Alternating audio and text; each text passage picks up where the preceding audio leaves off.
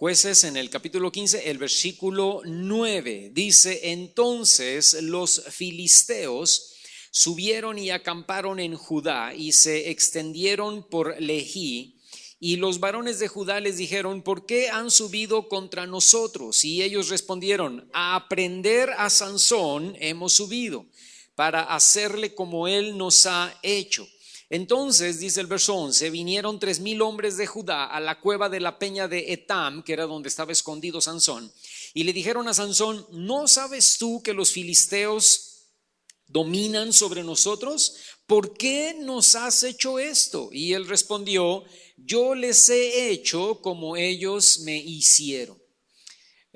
Fíjate, hermano, esta mañana yo te quiero hablar acerca del carácter. El carácter es muy importante, y antes de entrar en materia, yo quiero darte el trasfondo de esta historia que acabamos de leer en estos dos versículos del 9 al 11. La historia comienza con que Sansón tercamente, obstinadamente, se le mete a la cabeza casarse con una mujer filistea. Los papás no lo pudieron persuadir y total terminan pidiendo a esta mujer, terminan en esta etapa del judía que era el desposorio. Y cuando es el día de la fiesta, cuando ya es el día de la boda donde Sansón se va a casar con esta filistea, Sansón se dedica a echar apuestas, ¿no? Si adivinan mi dicho, entonces yo les doy tal cosa, y si no me lo adivinan, ustedes me dan a mí vestidos, ¿no? Yo les doy a ustedes vestidos si me lo adivinan, ustedes me dan vestidos si no lo adivinan. Y entonces los filisteos amenazan a la novia. Y para descubrir el acertijo, porque el acertijo era imposible descubrirlo, solamente Sansón sabía la respuesta, ¿no?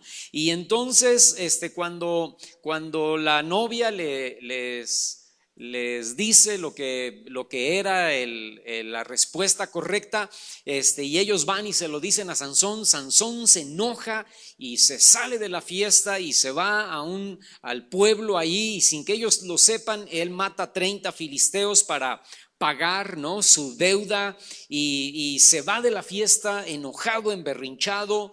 Y muchos días después de la fiesta, que ni siquiera terminó la boda porque Sansón se fue, la dejó vestida como novia de pueblo, ¿verdad?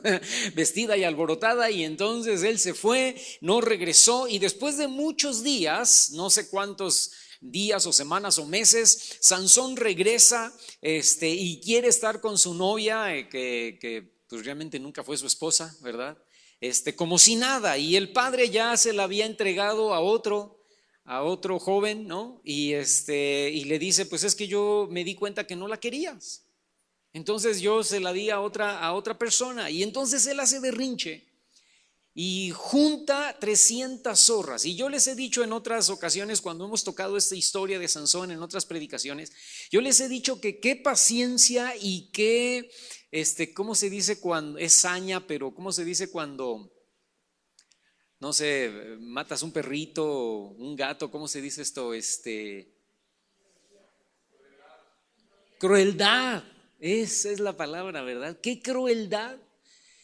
Yo les he dicho, ¿no? En Inglaterra hay un juego que es atrapar a la zorra, y usa no sé cuántos caballos, no sé cuántos jinetes, un montón de perros. No sé si has visto ese concurso en Inglaterra. Es algo muy tradicional de Inglaterra, ¿no? Cuando nosotros vivimos en Inglaterra lo pudimos ver.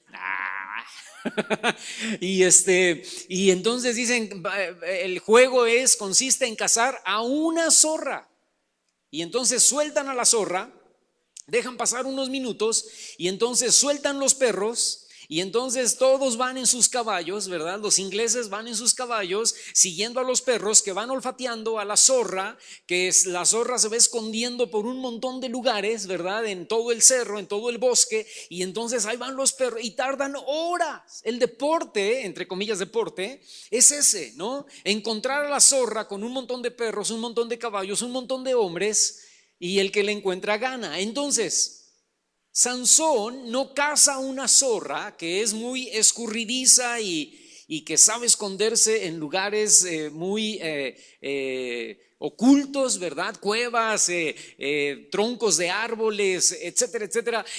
Sansón no caza una zorra, Sansón caza 300. Escucha, 300 zorras.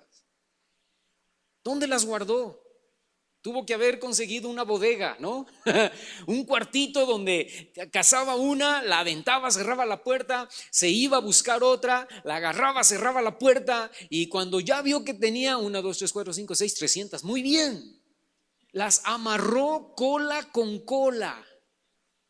Escucha, qué crueldad. Las amarró cola con cola, y entre cada grupo de, no sé, 3, 4, 5 zorras, puso teas, puso pedazos de madera cubiertas con algún combustible, ¿no? Empapadas en algún combustible, y luego soltó a las zorras, pero antes de soltarlas, todas las zorras amarradas por la cola, antes de soltarlas, fue prendiendo las teas, las zorras corrieron, se quemaron obviamente, se iban quemando las zorras, y eso iba quemando todos los sembradíos de todos los filisteos. Qué paciencia, qué crueldad, qué corazón. Y cuando los filisteos se enojan obviamente, ¿verdad? Y dicen, ¿quién quemó nuestros sembradíos? Porque imagínate, el fuego corrió.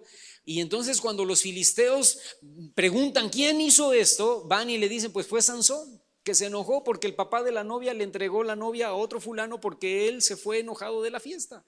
Y entonces van y rodean la ciudad o el territorio de Judá, y los de Judá van y dicen, ¿dónde está Sansón? Pues está metido allá en una cueva, enojado, emberrinchado, ¿verdad? Como niño de 7 años. Y entonces van estos hombres judíos y israelitas, y llegan a la cueva, y Sansón sale a recibirlos y le dicen, oye, ¿qué es esto que nos has hecho? Todos los filisteos están allá abajo rodeando nuestra ciudad, están a punto de matarnos, todo por tu culpa, de que les quemaste los sembradíos. ¿Por qué hiciste eso? Y Sansón contesta con palabras maduras de un hombre crecido, ¿verdad? Yo les hice como ellos me hicieron.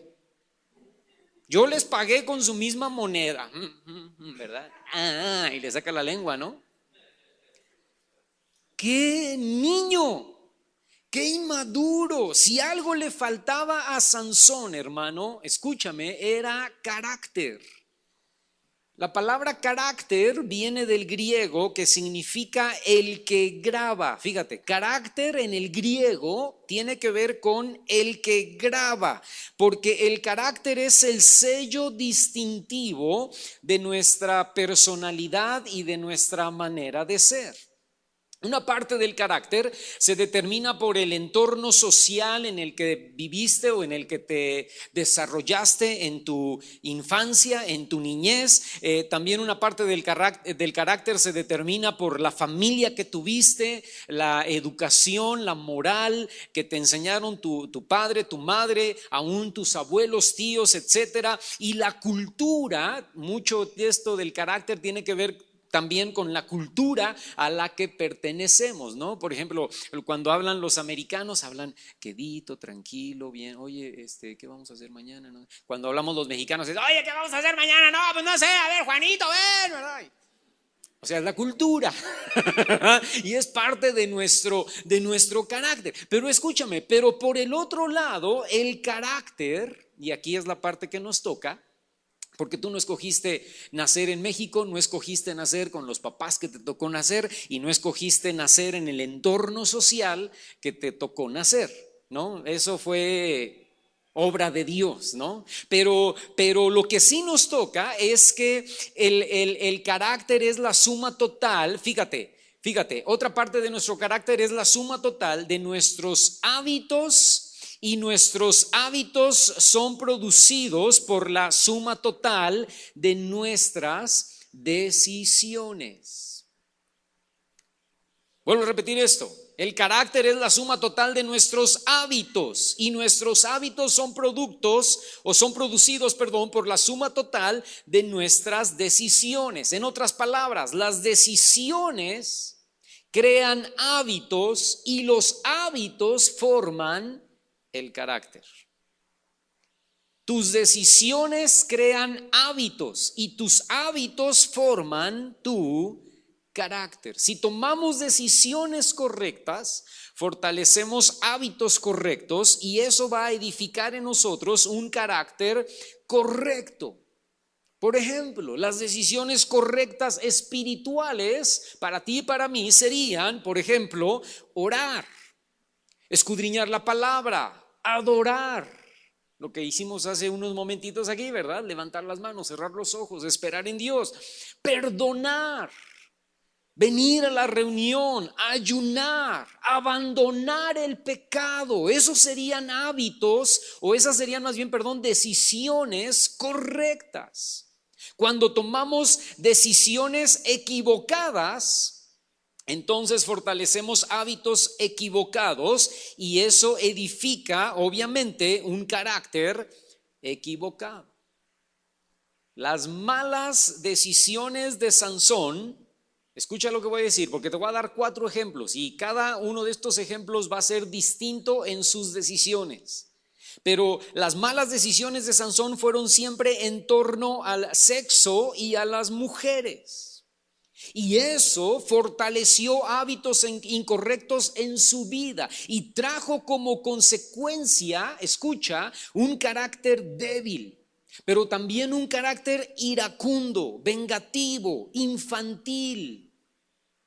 Sus decisiones se convirtieron en hábitos y sus hábitos trajeron una tremenda y terrible falta de carácter. Y toda esa falta de carácter en Sansón, hermano, escucha, lo desvió de hacer la voluntad perfecta de Dios en su vida.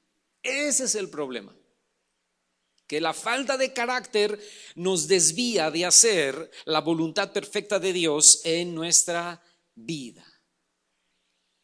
Te digo esto.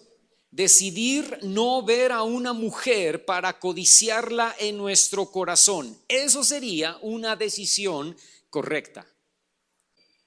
La gente dice, hermano, pero ¿cómo no veo? Pues a menos que me saque los ojos, ¿verdad? No, es que yo puedo ver, y se los he dicho en otras ocasiones, ¿verdad? Yo puedo ver una mujer que viene caminando enfrente de mí con minifalda o con pantalones muy ajustados o con un escote muy pronunciado. Yo la puedo ver, la veo porque no estoy ciego. Pero una cosa es mirarla o verla que viene, ¿verdad? Y que pasa, pero no observarla. Mirarla es, bueno, pues ahí viene y ya pasó. Observarla es dar una vuelta de 180 grados hasta que se pierde en el horizonte. Y entonces Jesús dice, el que mira a una mujer para codiciarla en su corazón ya adulteró. Es como si se hubiera acostado con ella. Y tomar la decisión de no voltear. Y para el tiempo de hoy, hermano, pues hasta las mujeres ya con los hombres, ¿verdad? Tomar la decisión de no ver a una persona del sexo opuesto y codiciarla en el corazón, eso sería tomar una buena decisión. Y esa buena decisión va a afectar mis hábitos, porque ahora el problema es que yo tomé la decisión de voltear a ver a las mujeres y ahora ya me formé un hábito y ya no puedo dejarlo. Cada mujer que pasa, no importa si es una escoba con patas, yo la volteo a ver. No importa si trae falda larga, falda corta, falda mediana, pantalones, no importa cómo venga, yo la volteo a ver porque ya se me hizo un hábito y ya tengo yo una falta de carácter. Tengo un carácter débil, tengo un carácter que no puede cumplir, no puede hacer la voluntad perfecta de Dios en su vida. Decidir ser fiel en el matrimonio, hermano, y aún, escúchame, decidir ser fiel en el noviazgo, eso sería una buena decisión. Decidir guardarnos en nuestro noviazgo. Yo les mencionaba hace unos domingos atrás, no hay besos, no hay abrazos en el noviazgo. ¿Por qué? Porque yo me quiero guardar para Dios.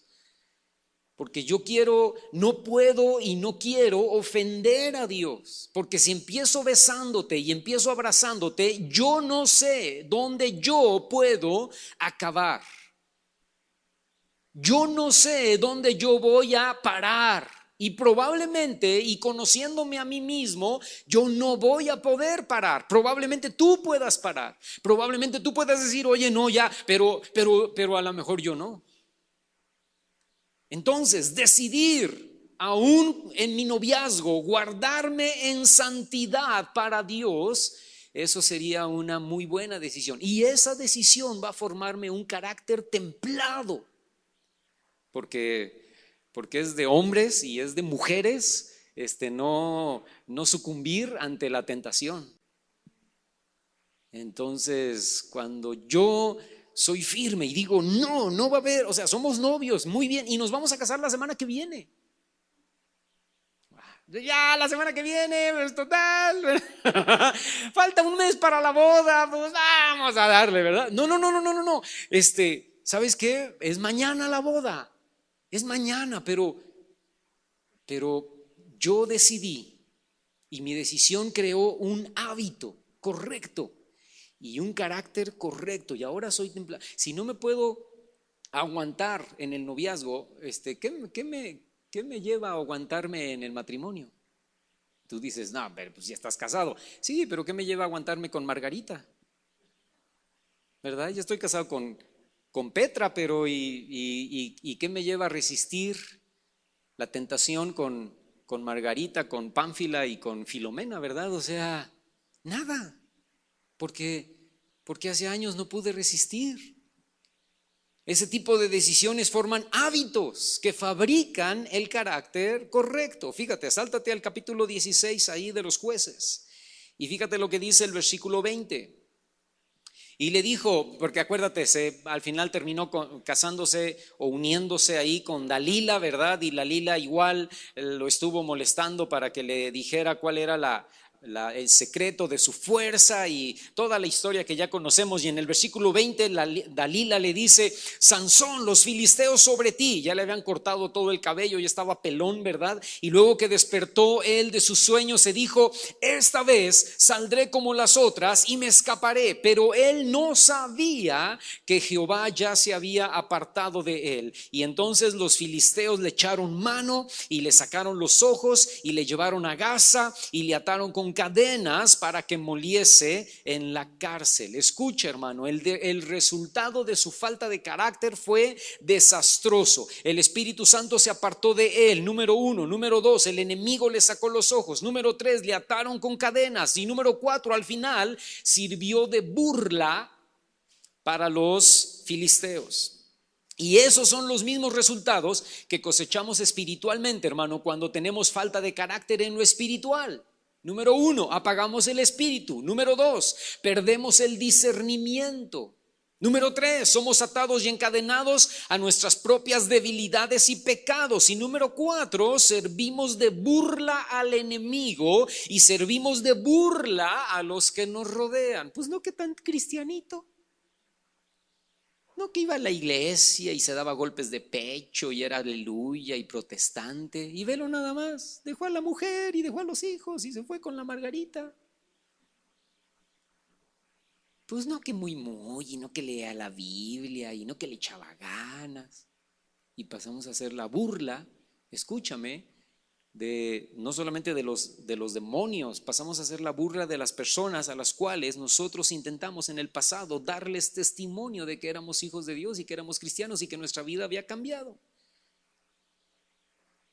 Por no tener un carácter firme, por no haber tomado las decisiones correctas que crearan los hábitos correctos, que crearan el carácter correcto. Se pierde mucho, ¿verdad que sí, hermano? Te doy otro ejemplo, primera de Samuel, sáltate ahí por favor, primer libro de Samuel en el capítulo 10 y dice el versículo 24, y Samuel dijo a todo el pueblo, pregunta, ¿han visto al que ha elegido Jehová, que no hay semejante a él en todo el pueblo? Y entonces el pueblo clamó con gran alegría diciendo, ¡viva el rey! está hablándote de la historia de Saúl y dice que el pueblo pidió un rey y Dios les dijo: ¿quieren un rey? ¿No me quieren a mí? Está bien, les voy a dar un rey. Y les dio un rey conforme al corazón del pueblo. Y cuando encontraron al rey, y lo encontraron porque Samuel tuvo la revelación, Dios le habló y le dijo: este va a ser el rey de Israel, ¿verdad? Que era Saúl. Y entonces Saúl, dice el capítulo 9, versículo 2, no lo busques, pero ahí dice que Saúl era joven, que Saúl era hermoso. Nadie se le comparaba, dice ahí en el capítulo 9, versículo 2. Nadie se le igualaba, ¿verdad? O sea, en el pueblo no había nadie más hermoso que Saúl. Fíjate, escucha, era joven, era hermoso. Me imagino que era también tipo Rambo, ¿no? De los hombros para arriba, Saúl sobrepasaba a todos. Entonces, imagínatelo. 2 metros, no sé, 2 metros 10, hermoso, galán, con porte, con presencia, tenía toda la apariencia y toda la presencia para ser un gran rey. Lo que no tenía era carácter. De nada le servía lo hermoso y de nada le servía lo alto y de nada le servía la buena apariencia. ¿Por qué? Porque el problema es que comenzó a tomar malas decisiones. Fíjate, ¿cuáles fueron sus malas decisiones? Se la creyó, pensó que él era verdaderamente el rey, cuando el verdadero rey era Dios. Él era solamente el primer ministro, el secretario de Estado. Decidió levantarse un monumento a su persona, decidió ofrecer sacrificio, el holocausto, porque Samuel no llegaba y dijo: es que tú te tardaste. Y el pueblo se me estaba desenfrenando, se me estaba, ¿cómo se dice cuando se van el ejército? Desertando, ¿verdad? Entonces el pueblo se estaba desertando y yo ya no hallaba la puerta. Y entonces yo dije: a ver, tráiganme el holocausto, yo los... Sí, pero tú no eres levita, tú no eras sacerdote, tú debiste haberme esperado, le dijo Samuel. Locamente has hecho, porque se la creyó. Decidió, escucha, tomó la decisión mala de perdonarle la vida al rey de Amalek y a su ganado, en franca rebeldía y en franca desobediencia al mandato de Dios. Decidió no enfrentar a Goliat por temor, aunque escúchame, él era el más alto del pueblo, y no enfrenta a Goliat. Decidió consultar a una bruja. Es que Dios no me contesta. No, es que la respuesta no es que busques cómo te contesta Dios, la respuesta es que te arrepientas. Si te arrepientes, Dios te va a contestar. Dijo: no quiero arrepentirme, mejor busco una bruja que me traiga a Samuel, porque ya se murió, y que Samuel me diga si voy a ganar o voy a perder. Y le traen a Samuel, y viene el espíritu de Samuel, que para mí en lo personal era un espíritu inmundo disfrazado de Samuel, y le dice: sí, vas a salir a la guerra y te van a matar, y mañana vas a estar conmigo, tú y tus hijos. ¿Por qué me viene? Le dice Samuel: ¿por qué me molestas a mí? Si Dios no te contesta es porque está enojado contigo. Y si Dios está enojado contigo, la solución no es que busques a la bruja, la solución es que te arrepientas y pidas perdón y llores delante de la presencia del Señor. Decidió, hermano, escucha, decidió odiar, decidió envidiar, decidió tener corajes, decidió guardar celos en contra de David. Sus malas decisiones fueron siempre en torno, fíjate, las malas decisiones de Sansón fueron en torno a las mujeres y al sexo. Las malas decisiones de Saúl fueron siempre en torno a la fama, el honor y la autoridad. Y esas malas decisiones lo llevaron a tener hábitos incorrectos, que lo llevaron a tener falta de carácter para hacer la voluntad de Dios. Y el resultado fue desastroso. Fue desechado por Dios, escúchame, y abrió puertas en su vida para que espíritus inmundos entraran a su corazón, y al final terminó suicidándose. Te digo esto, hermano: decidir no envidiar, decidir no tener celos o codiciar lo que se les da a otros, esas decisiones son buenas y crean buenos hábitos y crean un carácter correcto. Decidir no tener orgullo o jactancia de lo que hemos logrado. Decidir no guardar rencor, no guardar coraje, no guardar ira en contra de los demás. Esas decisiones forman hábitos correctos que construyen el carácter correcto. Te doy otro ejemplo. Ahí mismo, en Primera de Samuel, ahora vete al capítulo 2. Y fíjate lo que dice el versículo 23. Está hablando de Elí, y Elí está hablando con sus tesoritos, ¿verdad? Con sus hijitos, y les dice: ¿por qué hacen cosas semejantes? Ahora imagínate el cuadro, imagínate que estamos en un teatro, imagínate el cuadro. Elí está anciano, gordito, casi ciego, y está tratando de reprender y regañar a sus dos muchachitos de 40 años, a sus dos jovencitos de 40 años, ¿no? Y les dice: ¿por qué hacen cosas semejantes? Porque yo oigo de todo este pueblo su mal comportamiento. No, hijos míos, porque no es buena la fama la que yo oigo, pues hacen pecar al pueblo de Jehová. Si pecare el hombre contra el hombre, bueno, pues los jueces le juzgarán. Mas si alguno pecare contra Jehová, pregunto: ¿quién rogará por él? Pero ellos, dice ahí, no oyeron la voz de su padre, claro, porque Jehová había resuelto hacerlos morir. Elí tomó también muy malas decisiones en cuanto a su familia, específicamente en cuanto a sus hijos. Sus hijos eran sus ídolos de Elí. A sus hijos se les permitía, Elí les permitió desde niños hacer lo que los tesoritos quisieran. Estaba dando yo una clase el viernes pasado en una congregación y yo les decía a los hermanos: el problema de hoy en día es que los padres de hoy en día la mayoría de los padres hoy en día tienen a sus hijos como dioses, tienen a sus hijos como los reyes de su corazón. Cuando la mayoría de los que estamos aquí, que tenemos más de 40 años, teníamos padres, les teníamos miedo, ¿sí o no? Más al papá que a la mamá. A mi mamá yo me la podía marear un poquito, ¿verdad? Yo le hacía berrinche, cosas, y mi mamá cedía. Pero cuando mi mamá me decía: le voy a decir a tu padre, ahí ya eran: oye, mamá, pues no estamos hablando de palabras mayores, ¿verdad? No, estamos jugando tranquilamente, ¿no? Le voy a decir a tu padre, era una sentencia de muerte, hermano. Yo no sé si tú, lo más seguro es que sí, pero yo le tenía miedo a mi papá. O sea, tú no le tenías miedo a mi papá, pero le tenías miedo a tu papá. El padre era, y la mamá también, ¿no? La mamá nada más con que te volteara a ver y te abriera los ojos, ya decías: ya mejor me calmo, ¿verdad? Hoy día no. Hoy día los hijos no le tienen miedo a los papás. Hoy día los papás le tienen miedo a los hijos.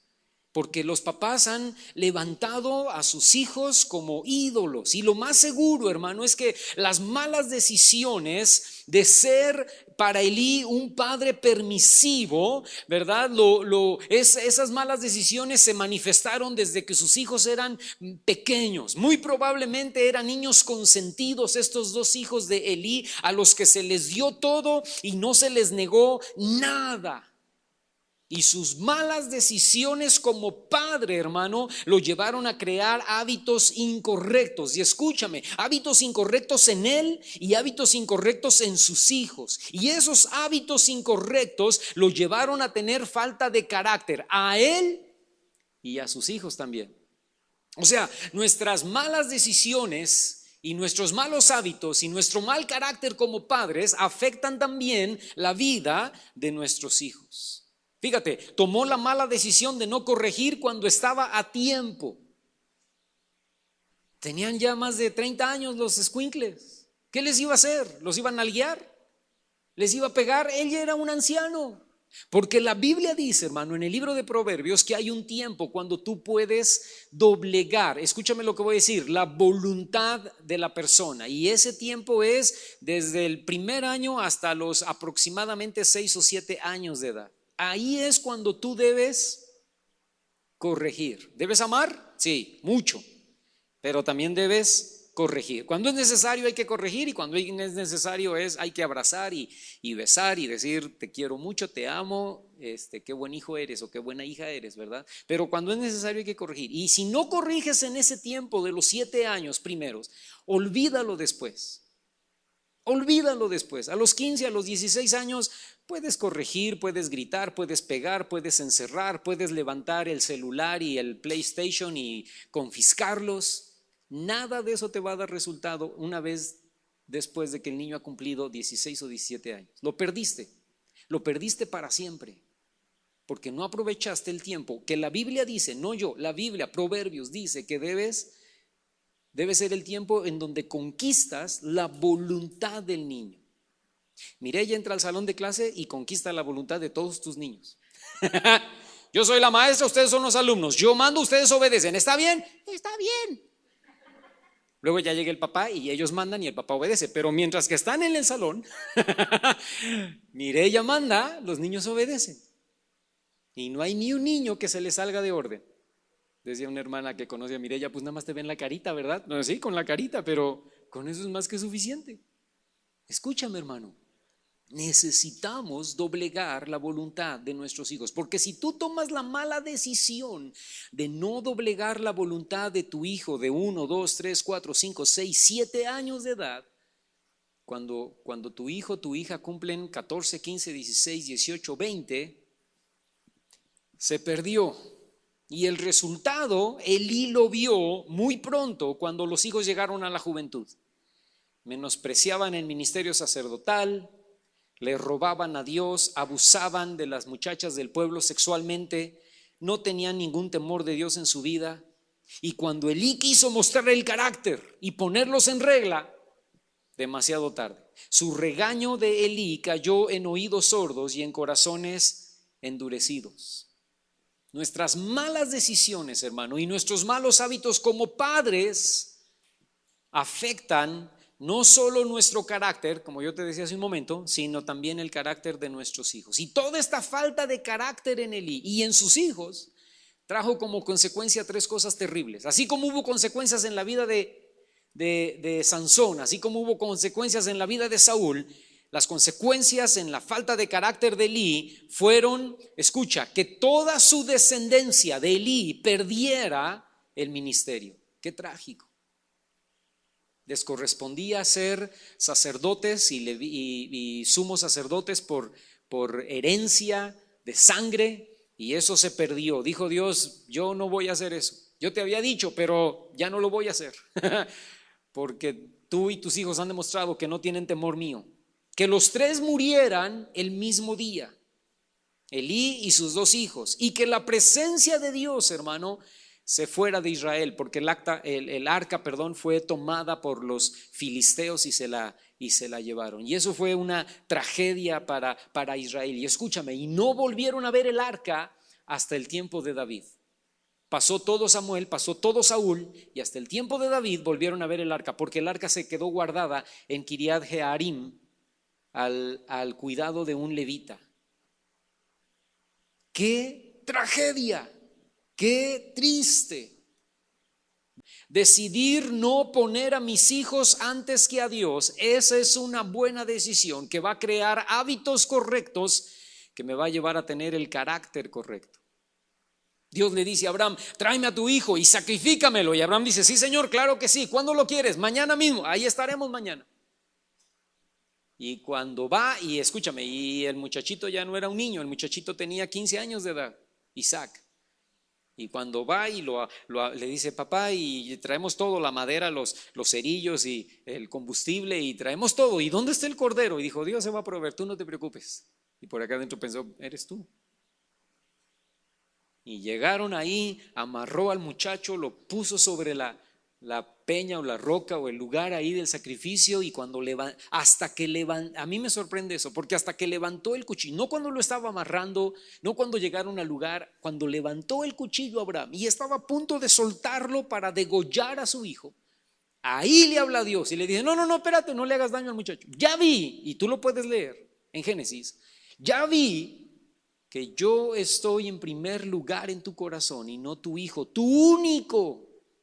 Y luego en Hebreos tú lees que Abraham pensó, si yo mato a este, Dios a mí me prometió una descendencia. Si yo mato a este, Dios va a hacer algo. Dios lo va a resucitar o Dios me va a dar a otro. Algo va a pasar. Pero Dios no va a dejar de cumplir su palabra sobre mi vida que Él me prometió al salir de la tierra de Ur de los Caldeos. Y le dice el Señor, ya vi que yo estoy en primer lugar y no tu hijo Isaac.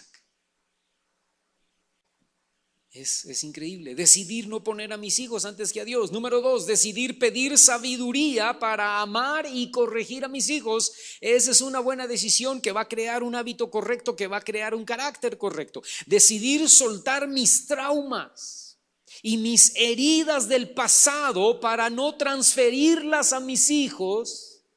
Eso va a crear eso es una decisión correcta que va a crear un hábito correcto, que va a crear un carácter correcto. Ay, hermano, es que yo sufrí tanto, éramos tan pobres, a mí no me daban nada, yo era el rechazado de la familia, por eso ahora que tengo a mi hijo vale todo y le doy todo lo que yo no tuve.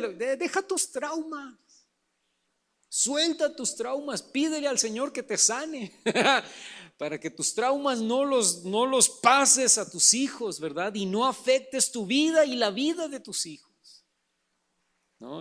Tú vas a ser abogado. ¿Por qué, papá? Porque yo no fui abogado y necesitamos un abogado en la familia pero yo quiero ser pintor. No me importa, vas a ser abogado. Pues, pobre muchacho, ¿verdad? Pobre niño. Como si yo le impusiera a Daniel, imagínate, tú vas a ser pastor. ¿Por qué? Porque yo soy pastor. Pues, déjalo en paz, que él sea lo que él quiera. Decisiones correctas forman hábitos correctos que construyen el carácter correcto. Ve conmigo, el último ejemplo, Filipenses.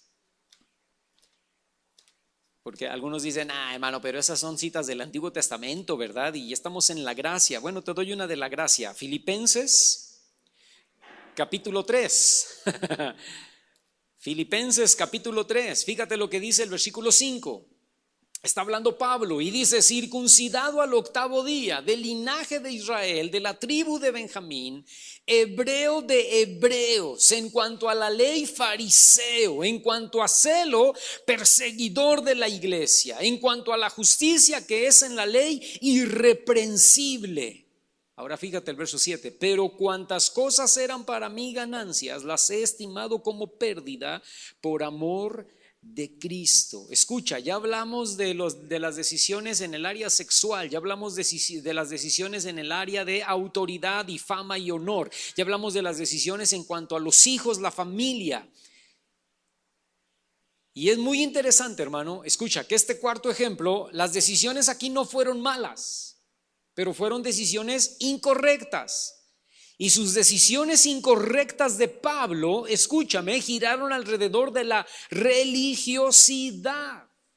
Y eso lo llevó a formarse hábitos religiosos incorrectos, porque Pablo pensaba que podía ser justificado por sus obras y eso lo llevó a tener un carácter sumamente religioso.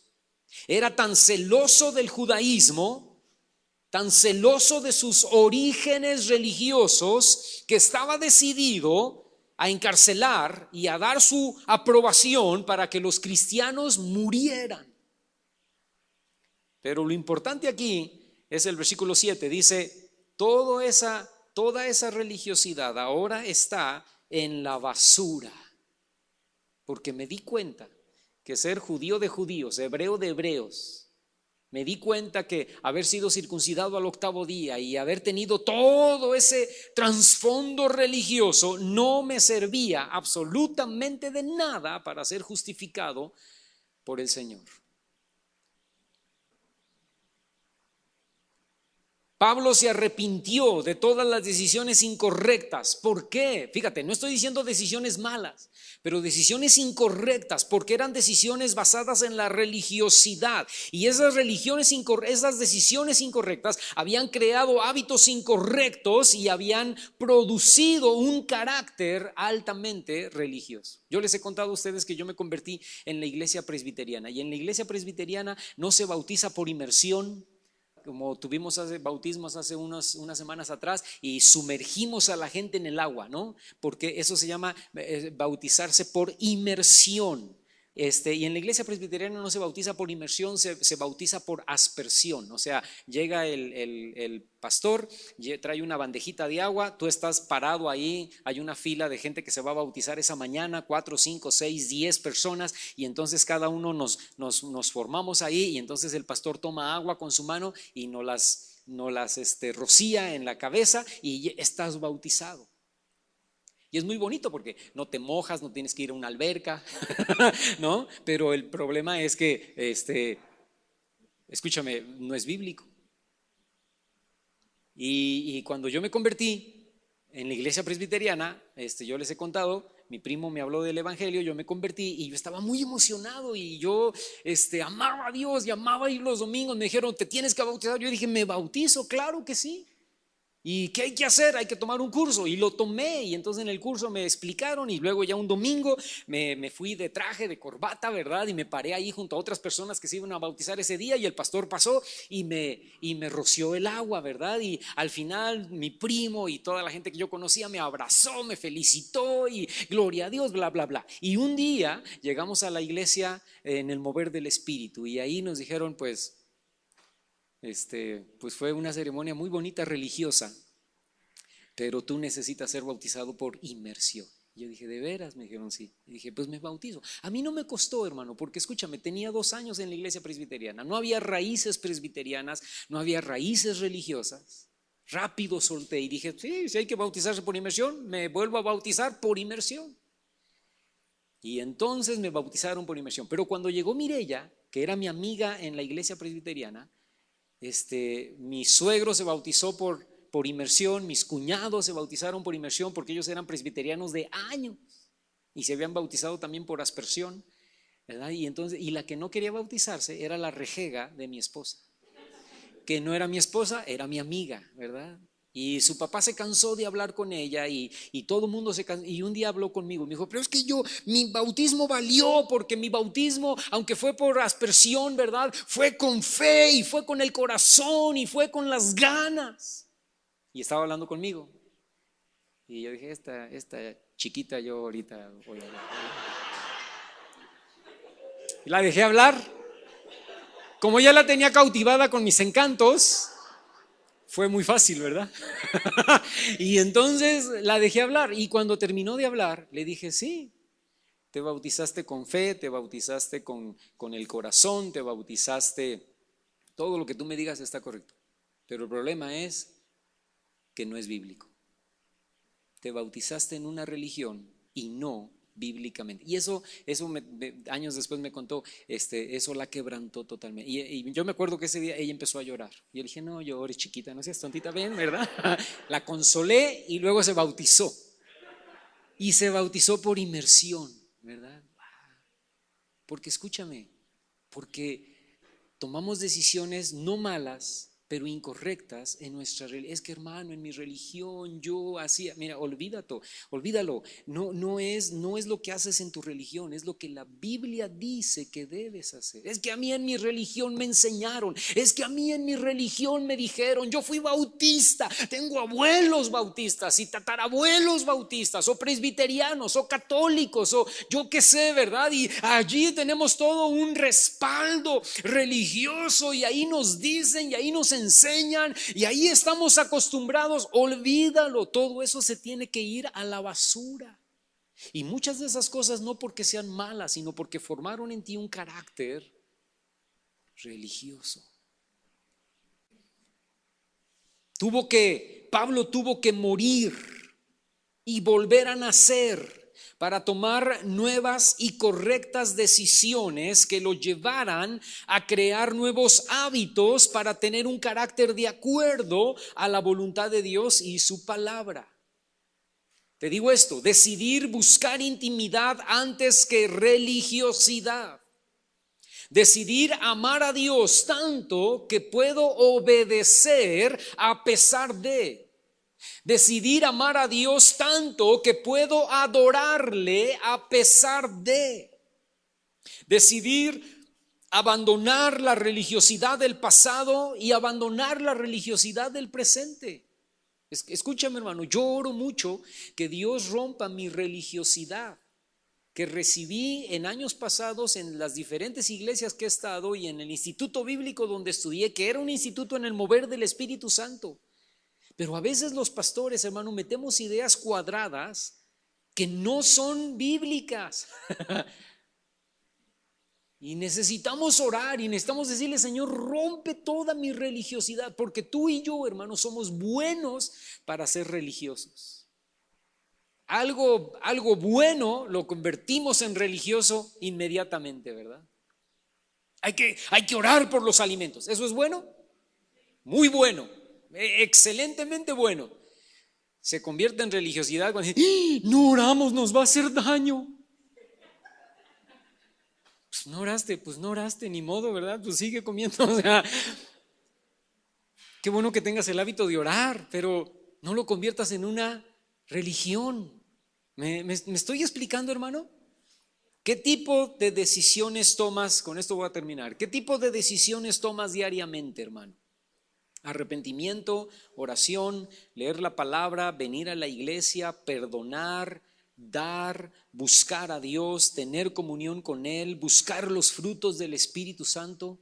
Todas esas decisiones constantes fortalecen hábitos correctos y esos hábitos correctos forman un carácter de acuerdo a la voluntad de Dios en tu vida.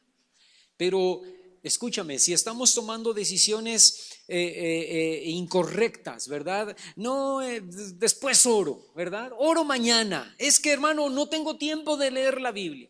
Es que, hermano, sentí flojera de venir el domingo y no sentimos muchas ganas de alabar, entonces mejor no fuimos, ¿verdad? No, hermano, es que no quiero perdonar porque usted no sabe lo que me hicieron, usted no sabe cómo me ofendieron. Si tú tomas ese tipo de decisiones incorrectas, hermano, vas a fortalecer hábitos incorrectos y vas a crecer con un carácter débil, voluble, inestable y endeble. Y el problema de un carácter débil, hermano, escúchame, es que cualquier cosa lo va a derrumbar. Cualquier conflicto, cualquier prueba, cualquier circunstancia va a provocar que lo poco o lo mucho que se ha logrado en tu vida espiritual se venga para abajo. El problema de tener falta de carácter, hermano, es que recibimos consecuencias que no deseamos, consecuencias trágicas y terribles, como vimos en los ejemplos que te acabo de dar.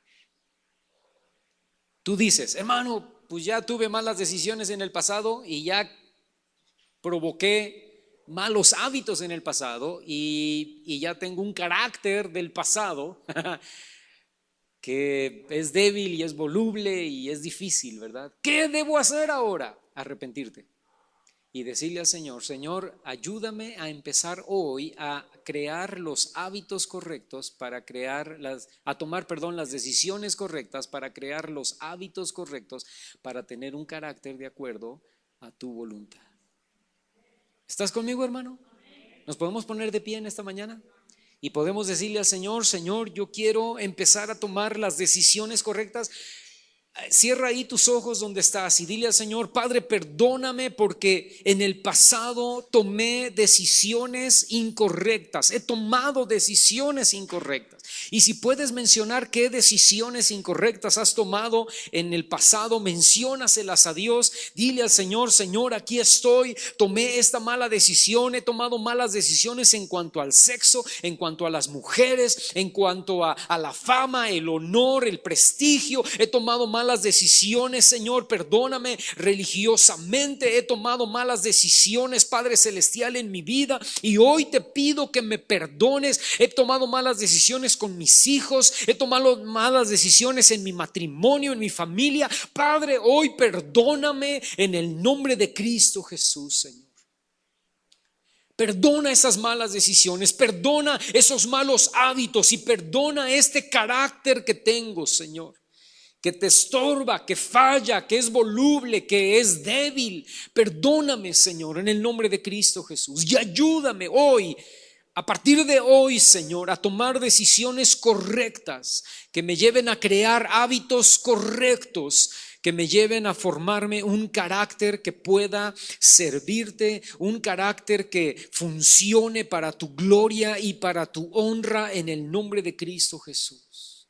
Desarrolla en mi vida decisiones correctas, que puedan ser decisiones guiadas por el Espíritu Santo, que puedan ser decisiones sabias, que puedan ser decisiones basadas en tu palabra, Señor, para que yo pueda conquistar y tener hábitos a partir de hoy, hábitos correctos, hábitos buenos, hábitos, Señor, que sirvan para crear un carácter que te sirva y que te dé gloria y que te dé honra, un carácter, Señor, que no sea voluble, que no sea débil, un carácter formado por tu Espíritu Santo, en el nombre de Cristo Jesús, Señor. Que a partir de hoy, cada paso que demos, cada decisión que tomemos, sea una decisión sabia, sea una decisión correcta, sea una decisión bíblica, sea una decisión guiada por tu Espíritu Santo, Señor. Hábitos correctos y un carácter correcto a partir de hoy, Señor, te lo pedimos en el nombre de Cristo Jesús. Estamos conscientes, Señor, que empezamos la siembra hoy y que la cosecha la vamos a ver dentro de unos años. Pero Padre, déjanos sembrar bien en este tiempo para cosechar bien dentro de unos años. En el nombre de Cristo Jesús te lo pedimos. Amén.